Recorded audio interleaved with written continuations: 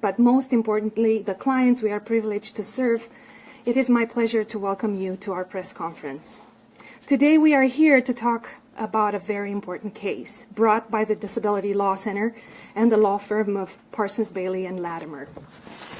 Olmstead versus LC is one of the most important decisions for people with disabilities in the history of our country. As Olmstead expands through efforts like ours today and similar efforts in the future, it is possible to foresee a day, a time, and all Americans will have the supports they need to live in the community and not in institutions. You will be hearing from 3 speakers this morning, but before I introduce them to you, I wanted to point out an original painting by L.C. Lois Curtis, one of the plaintiffs in the Olmstead versus L.C. and E.W. This was a gift given to us by 2 former DLC employees more than 10 years ago. Today we can say that it wasn't just a gift given to us, but a legacy for hope and inspiration. It is my pleasure now to introduce this morning's speakers, and I will start with Laura Henry, Disability Law Center Associate Legal Director. Laura has been the heart and soul of this project for nearly 3 years. Stacy Christensen, one of our named plaintiffs in the case. Stacy will be sharing some of her story with us this morning. Thank you, Stacy. And then Juliet White, the law firm of Parsons, Bailey and Latimer, our co-counsel in this case. And I would like to take a moment and thank Juliet and the law firm publicly for their very generous support, pro bono support with this case. With that, I would like to turn the time over to Laura.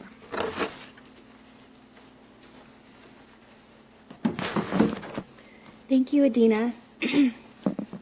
Good morning.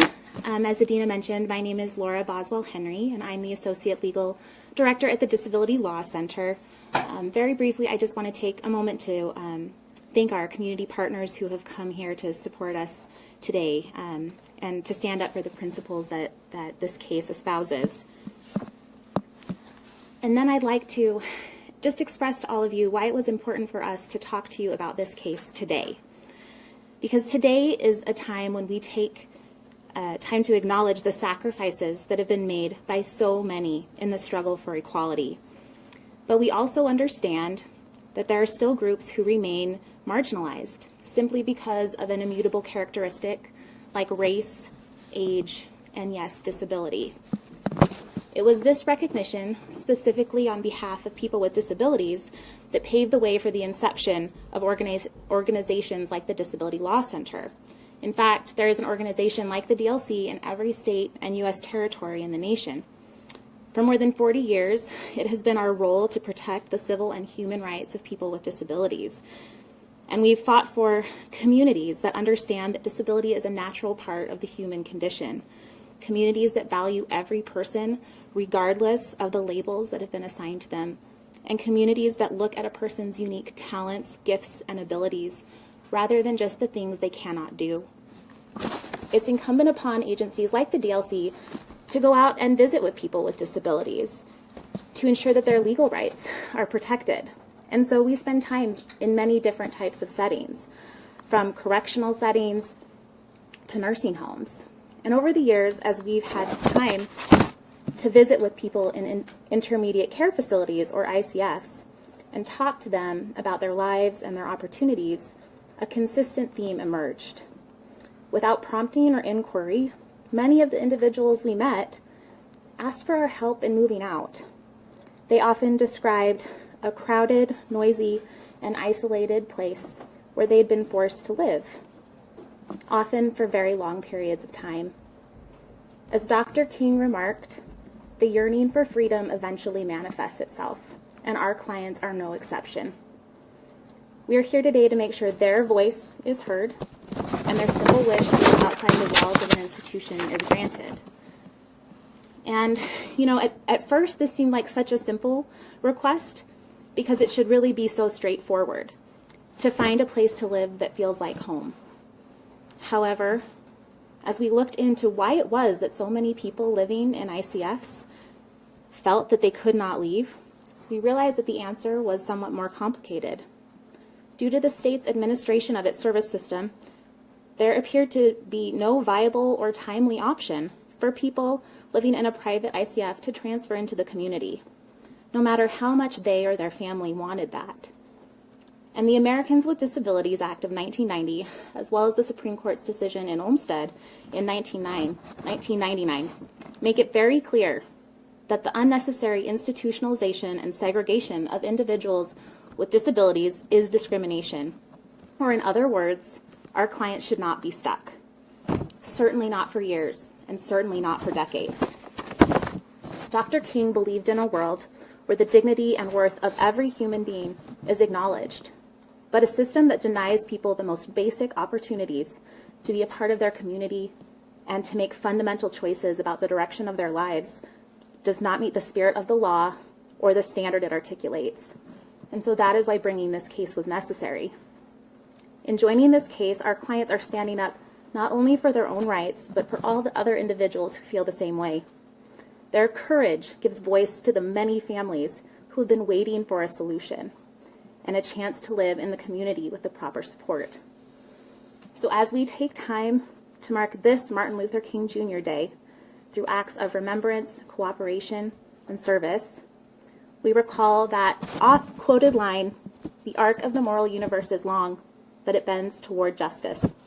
It's our hope that in filing this case, we have moved a few steps closer to advancing the democratic ideals of self-determination and freedom, and to creating a society that includes us all. And with that, it's my pleasure to introduce you to someone who I have gotten to know very well over the last several years, a named plaintiff in this case, and someone who is quite remarkable, Stacy Christensen.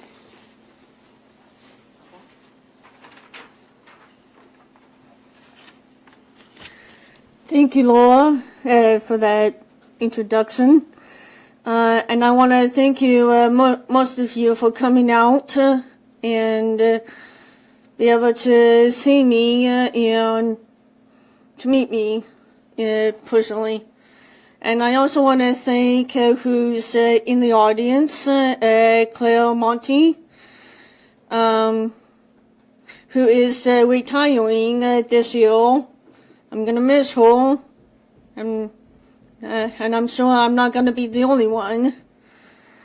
But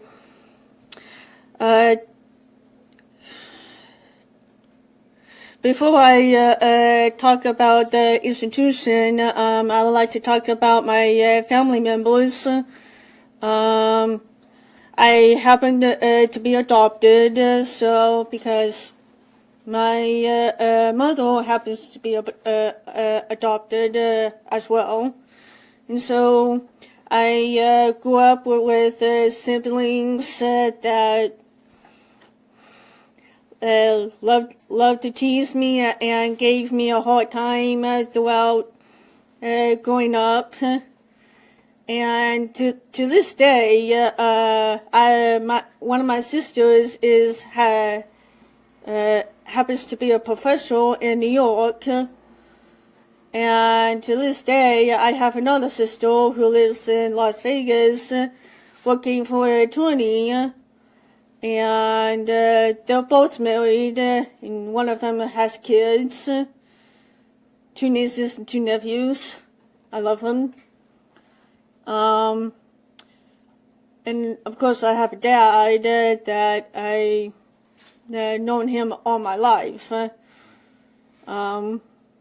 but he's really wonderful, awesome dad that you could ever ask for. Of course, he could be disciplined, but how can you not be?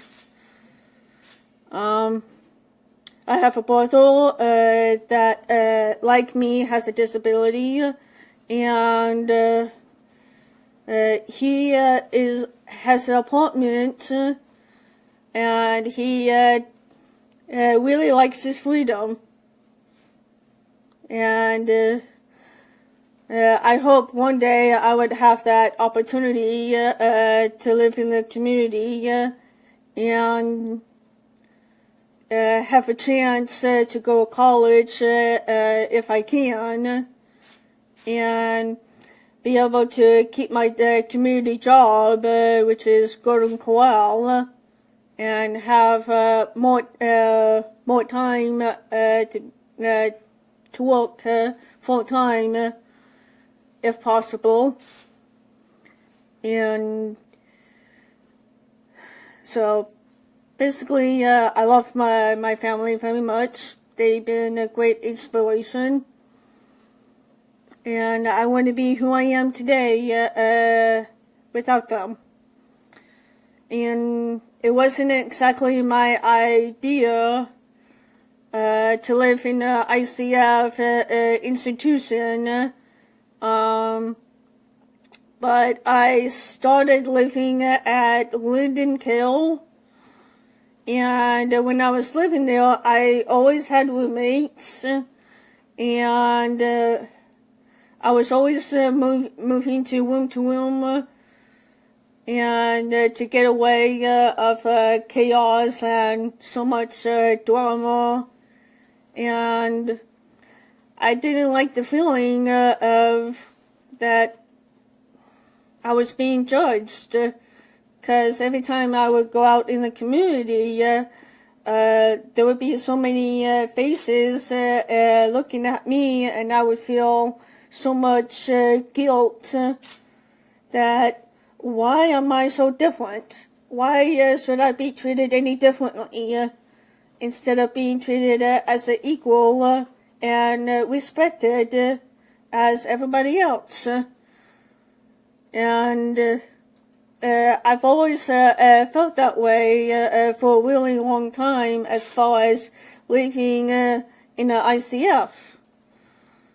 And so when an opportunity came up that I moved from Linden Kill to Medallion, I was definitely relieved in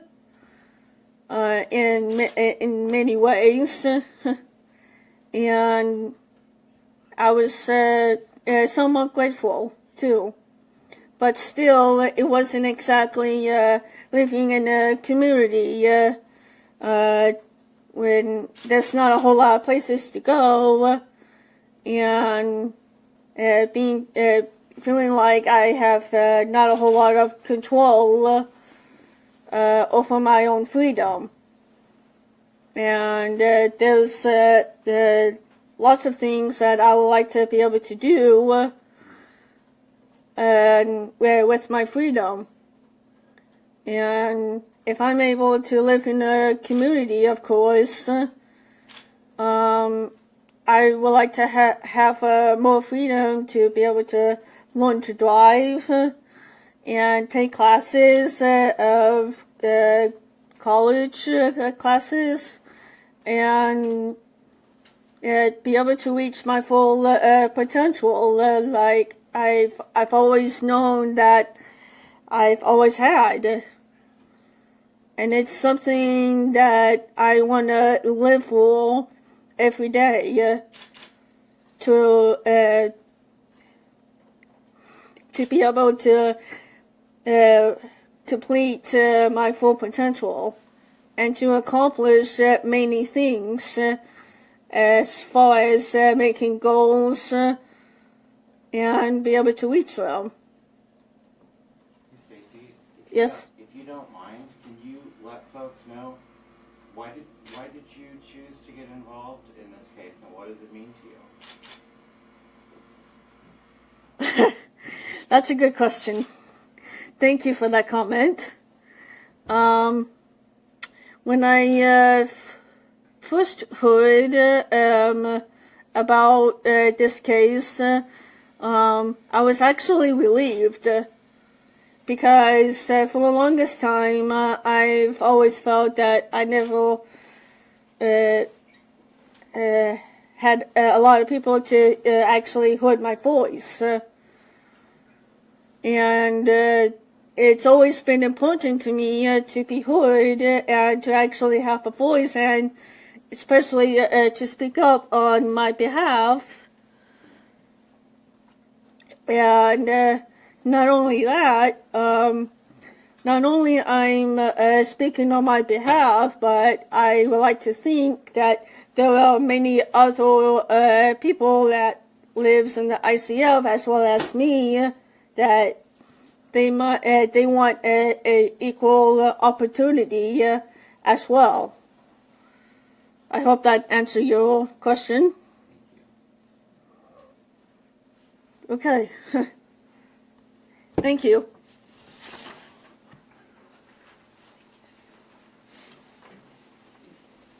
Good morning. Thank you, Stacy. Every time I meet Stacy and talk to her, I realize again why we're doing this. Thank you for being here. My name is Juliette White. I am the president of the board of the Disability Law Center, and I'm also, as Adina mentioned earlier, a shareholder at the law firm of Parsons, Bailey, and Latimer. We are serving as co-counsel, pro bono co-counsel, with the Disability Law Center and representing the named plaintiffs in this class action. In a decision by the United States Supreme Court nearly 20 years ago, the case of Olmstead versus LC, Justice Ginsburg made the following statements on behalf of the court. Unjustified institutional isolation of persons with disabilities is a form of discrimination under Title II of the Americans with Disabilities Act. She observed that this decision reflects two evident judgments. First, institutional placement of persons who can handle and benefit from community settings perpetuates unwarranted assumptions that persons so isolated are incapable or unworthy of participating in community life. Second, confinement in an institution severely diminishes the everyday life activities of individuals, including family relations, social contacts, work options, economic independence, educational advancement, and cultural enrichment. As with all of my work with the Disability Law Center, I came to this case already deeply committed to the integration of people with disabilities into our communities and lives. But when I read these words from the Supreme Court's Olmstead decision, I was inspired. Finally, I thought, here was the vision, the guidance, the legal framework and mandate that could serve as a vehicle for change. I have seen firsthand the power of meaningful integration, of believing in individuals with disabilities, of allowing everyone, regardless of their abilities, independence, autonomy, and full access to society. And I know I'm not alone. I'm confident that many of us in this room have experienced the same thing and reached the same understanding. But what I've learned with this case is that the idiom, out of sight, out of mind, remains powerful and true and can have terrible consequences. That when people like Stacy and John, another one of our named plaintiffs, are segregated in intermediate care facilities, we no longer see them. In many instances, we no longer even know they are there. And they, in turn, no longer have the ability to engage in the everyday life activities that Justice Ginsburg described. They are isolated, they are segregated, and in many instances, they are forgotten. When I first learned about this case 2 years ago, I was shocked that institutions like these still existed and that people with disabilities still faced these types of challenges. And I know I'm not alone. Many individuals that I have spoken with over the past 2 years were unaware that the state still relies so persistently on institutional care for individuals with intellectual and developmental disabilities. And this lack of awareness is understandable. The Rehabilitation Act was passed in 1973, 44 years ago. That law, simply stated, established civil rights for individuals with disabilities and prohibited the federal government from discriminating on the basis of disability. In 1975, what is now called the Individuals with Disabilities Education Act passed. That required states to educate children with disabilities and to do so in integrated settings wherever possible. And in 1990, 27 years ago, the Americans with Disabilities Act was passed into law with the support of our own Senator Hatch, who recently stated that he believes that bill is one of the most important things he has ever done in the Senate. So by 1999, when the U.S. Supreme Court decided the Olmstead case, this country's modern trajectory towards recognizing the civil rights of individuals with disabilities was already well established. I emphasize these dates to drive home the point that there is no reason, after all these years, for the state of Utah to continue to maintain a system of care that allows individuals with disabilities to enter institutions only to find themselves trapped for years, if not their entire life. and there's absolutely no reason for the state to be expanding this flawed system of care, as they have been and plan to continue doing. There is no reason why we should continue to ignore, year after year, the voices of individuals like Stacy and John, and all of the others who raise their hand and ask for an opportunity to move out, to find a home with a space they can call their very own, where they can close their door and be alone, a community where there are always new friends to be made, where they can find a job that gives them a sense of pride, where they can feel free to decide what to have for dinner and when, and where they can continue to grow as human beings. When people like Stacy and John can live with the rest of us in the community as independently as possible, where they can finally be heard and be seen. No longer out of sight, no longer out of mind. Thank you for being here today. That concludes our prepared statements, and we'll take any questions.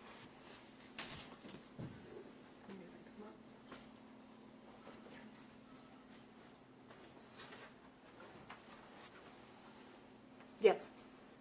So for anyone who might be unfamiliar, especially when you talk about out of sight and out of mind, can you explain how individuals like Stacy come to live in these institutions and why it's hard to get out? Do you want to start with that? Sure, and I think the reasons that people come to live in institutions vary greatly depending on their individual family situation. I think typically it's that people are seeking care and immediate care, and in Utah, the way that families can go about receiving care is kind of, one, to wait for those services on a wait list, or two, to be served immediately, but in an ICF. And I think that many families who don't have another option or have the ability to wait choose an ICF. And I think they do so for, again, a variety of reasons that depend on their family situation. Well, just note that wait can be over a decade for the community supports and services. So we're not talking somebody putting off a need for a few months or even a year or a few years. So if somebody needs the service and they're looking at a decade-long wait list, then they often feel that they have no option if they have those needs. Certainly, the community supports wait list, I think the average time is actually about 6.5 years, but I think it certainly varies depending on the person and the individual who waits. But absolutely, it can be a long wait, and understandably, people need support and help, and so I think that's what drives placement. Laura, can you talk about the other part of this woman's question, which was about, so once you're in, what are the challenges in getting out? Sure. So, that's really at the root of our case, and you can read through the complaint if you want much more detail. But essentially, as I stated at the beginning, there's two types of support for people with intellectual and developmental disabilities in the state of Utah. There's a community supports waitlist that once you get those services allows a person to receive support in the community in a home or an apartment. And then there's the ICF level of care. I'm sorry, I've lost the question. Why is it difficult to get out once you're in?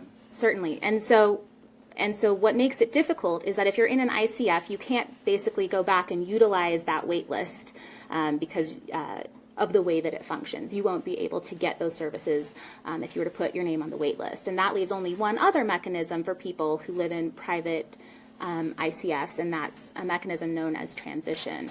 And that mechanism doesn't provide what we would describe a viable or meaningful way out because it doesn't support a high number of individuals every year. It doesn't have dedicated funding, so it operates at the discretion of the Department of Health. They never have to use it. And I think we're concerned that people don't fully understand or know that it's even available. What do you think the state's incentive is to rely so heavily on the ICF system? Yeah. I think that part of the challenge we see with this case and what we're trying to address is that a system has developed, a series of regulations and policies and practices over the last 2 decades here in the state that, while well-intentioned at the beginning, has resulted in a very sort of closed system that makes it very difficult economically for intermediate care facilities to, sort of have anything other than a full capacity, because the pay is very low for those that actually care for individuals in these facilities. And that the way the transition program has been structured, it's made it very, very difficult for anything more than a very nominal and arbitrary minimal number of people to leave each year.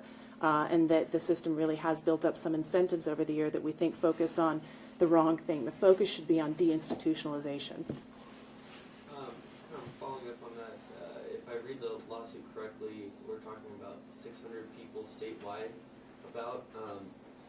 Doesn't seem like an insurmountable task to find different housing. Do you think it's a fairly easy solution, or do you think it's pretty challenging?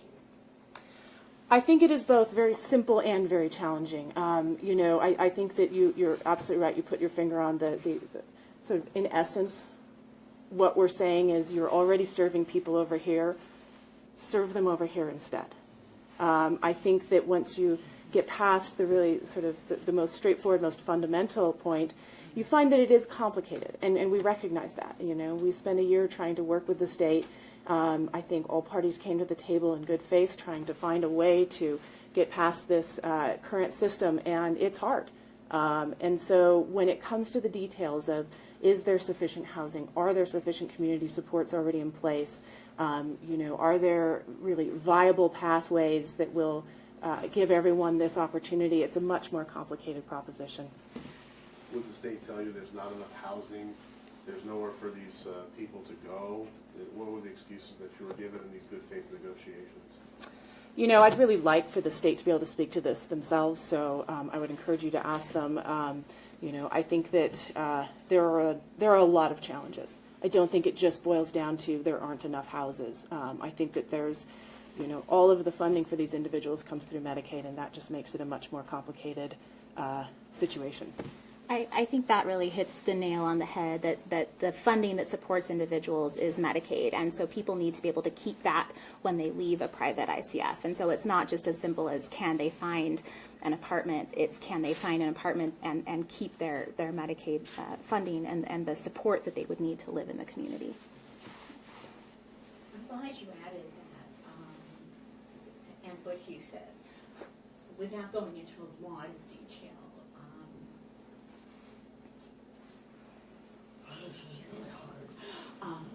I recently was forced to go on Medicaid because I'm not getting the funding that I should be getting. And some Medicaid rules have changed. I was on vacation to see my kids and came back and I was like, what? I'm on housing lists, I'm on the DSPD list, the housing list, Medicaid. Every year, every 6 months, the rules change. You can't keep up with them. When I came back to an email from Jerry, and I was like, what? Shut up.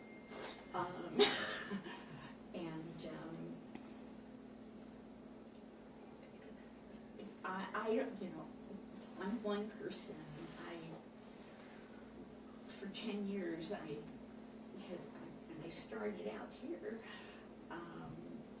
before you were in, I kind of feel like I need a secretary to keep me up to date on things. It seems just in the last year like Medicaid funding and the Department of Health is changing what they're funding and how they're funding. And the people who need it the most aren't getting anywhere close to what they need. And now that I'm in that position, I'm kind of the person, like you say, you can't, and I say, watch me. How do we, in the community, those of us who need help, and those who want to help, you know, and with our national government, one of my biggest fears is, gee, what's going to happen to disability rights? You know, if they're going after women's rights and they're going after, aren't we next on the chopping block? I have 500 people in a group that I'm trying to get my life back together and start working with again. How do we as a community work together and say, no, you can't do this. You can't do this to the people who need it. You can't do this. We have to be self-advocates, and we have to be able to speak for the people who can't. Those of you in charge of the organizations can say, and the young lady who spoke, I came in while she was speaking. Sarah, me, I see other people in the audience. We have to keep it up constantly. It has to be there every day. You know, I tried to do that. What can we actually do to slap these people? You know, I don't want to hear that there's a 10-year waiting list on DSPD. I have to wait 5 years. I'm homeless. I have to wait 5 years to find a place to live. Guys, can you respond? What is the You know, role for the community?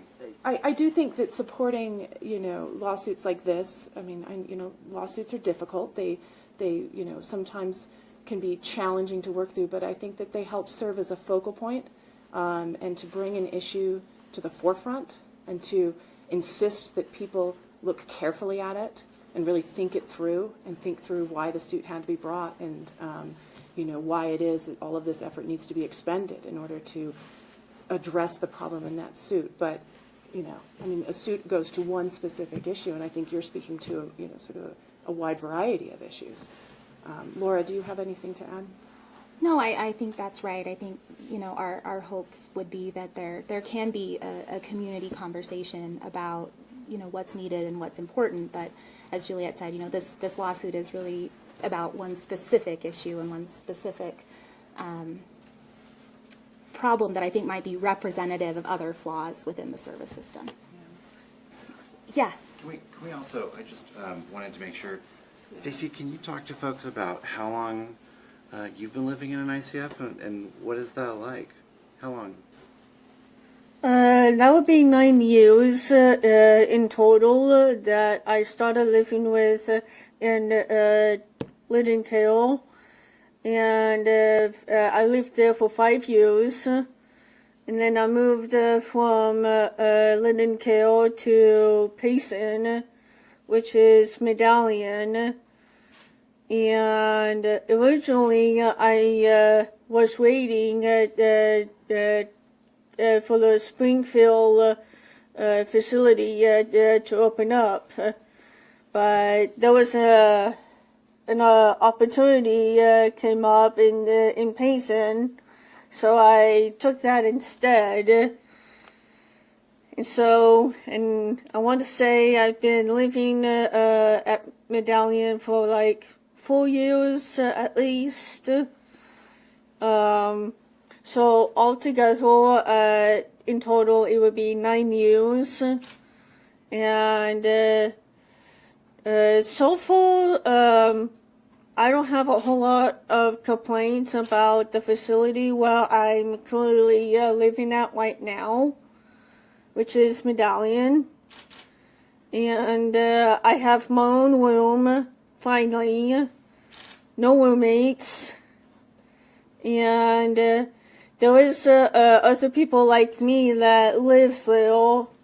And it's a mix of like not just girls but boys as well, and it's there's the guys' hall that's separated from the girls' hall, and there's always going to be like policies and rules to follow, and after living there for a while, it just gets old. Have to like abide by the rules, and it gets really tiring, and at a certain point, I do feel that I don't have a whole lot of control over what I would like to do. If I were to have more freedom, and without being told what to do, not just as a reminder, but I do take medications. And I know what time to take them, but sometimes I forget easily, and so I always have to have the staff to remind me, like, hey, do you want to come down to the nurse's station? Why would I want to come down when I could just take it right there in my room if I had a drink of water, easy to take. So, but other than that, there is other rules and policies that they make, and they're really strict on. And at a certain point, I really want to make my own rules and make my own choices. And if I make mistakes, it has yet to happen. But I also have yet to learn from my mistakes. And I have learned over the years that life is not always going to be as perfect as you want it to be. There's always going to be people that you don't like and you can't get along with. But somehow I've learned to manage my anger, and I've managed to get along with those that I don't always get along with. And I have learned over the years that there's always going to be so many obstacles and so many challenges in life. And I feel like I have come this far to overcome them. And there's still much to learn and yet to be overcome, to be my own person. And that's all I really want, really. And not only to be my own person, but I also would like not to be questioned and judged and no criticism when I am who I am, and this disability of mine, it's going to be a part of me no matter what. And yeah, sometimes it's going to get the best of me, but there's not a day goes by that I don't make mistakes, and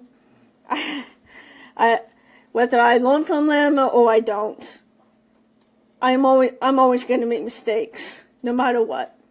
And I'm just a human being as well, learning from my mistakes as well as regrets. So, and with that, I'm open to questions. If anyone has questions. Yes? I was going to say, one thing I know is it a lot harder for people who are in care facilities to get jobs if they want to work anywhere? It depends on the situation. It really is, because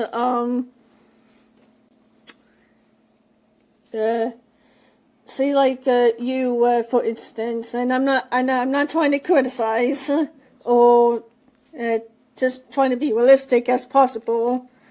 Let's say if you wanted to work in a restaurant and they expect you, like, okay, the bus tables or get refills for people that want refills or other things.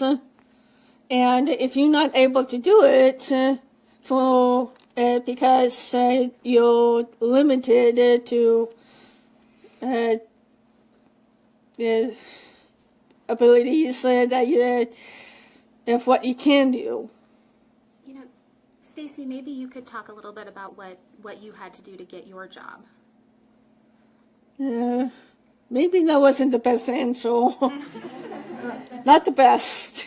And that happens to me too. I don't always have the best answers either. None of us do. So, but for me, I really had to work hard to get a community job, and it really took me a really long time to find a good job because not many companies are willing to hire people like me, and either that they don't have enough patience or they're not willing to teach. Yeah. So kind of the question then, I guess, on that would be is if more companies would be willing to hire people with disabilities, and if, for example, your benefits weren't cut for working, then that make it easier for if there's more services in the community, then that would make it easier for you to live on your own? I want to say so, yes. There is a program called VR, which is vocational rehab, and they work with people with disabilities to find an actual job. And not only that, sorry, they also offered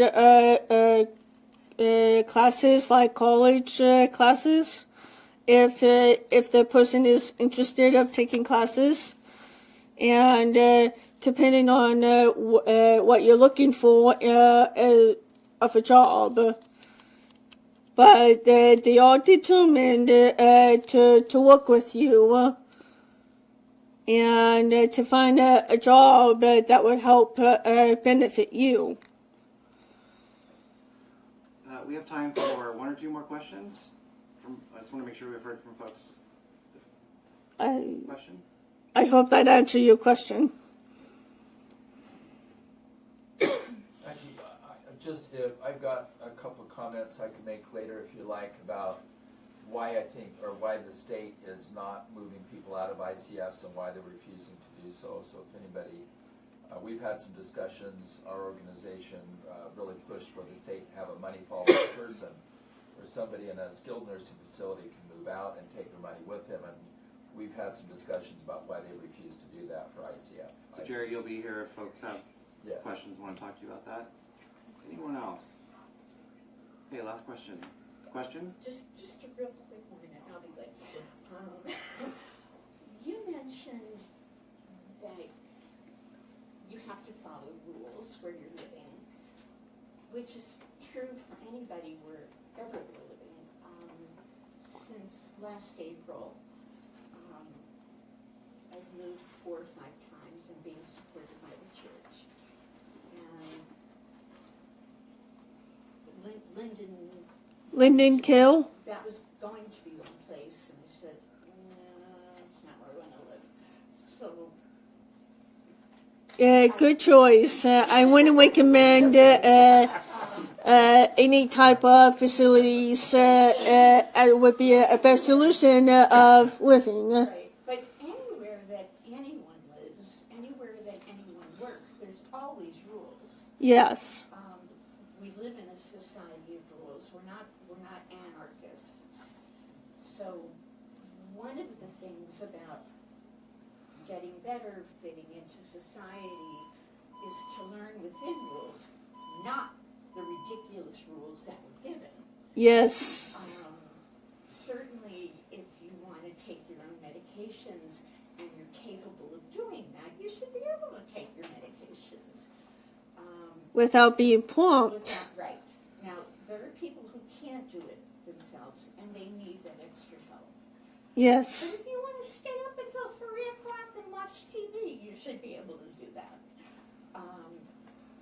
And maybe something that we can get help with is, okay, these are the things that people should be.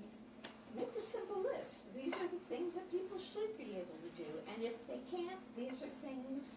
I'm doing that right now with my case manager. Where do I need help? What can I do on my own?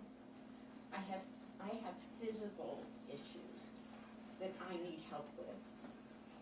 And I have 90% things that I can do on my own. But people don't get that. They hear disabled and they think, It's easy all you can do is lay in bed all day.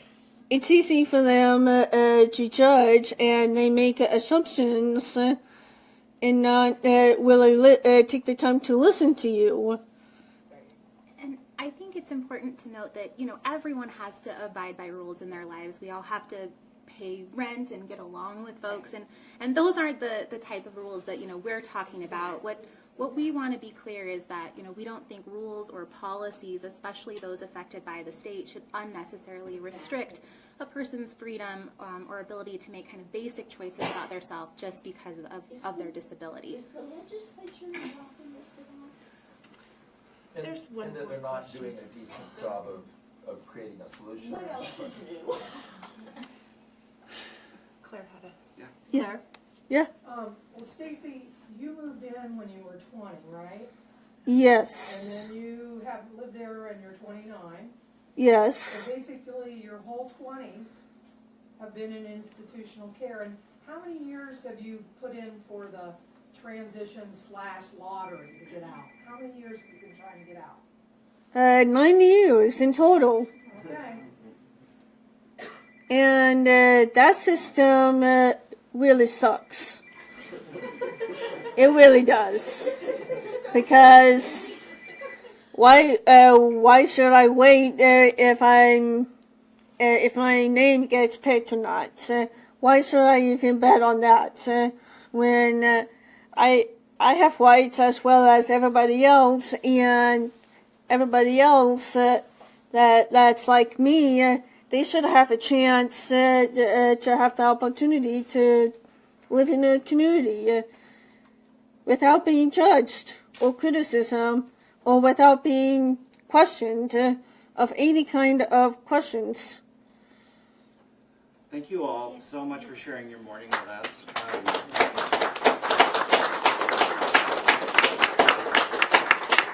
If you would like to receive a copy of the press release, a fact sheet that includes timeline of events and things like that, we have a sign-up sheet here, and we'll get that right out to you this morning. So just make sure that you give us your contact information.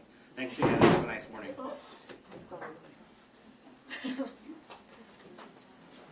Thanks.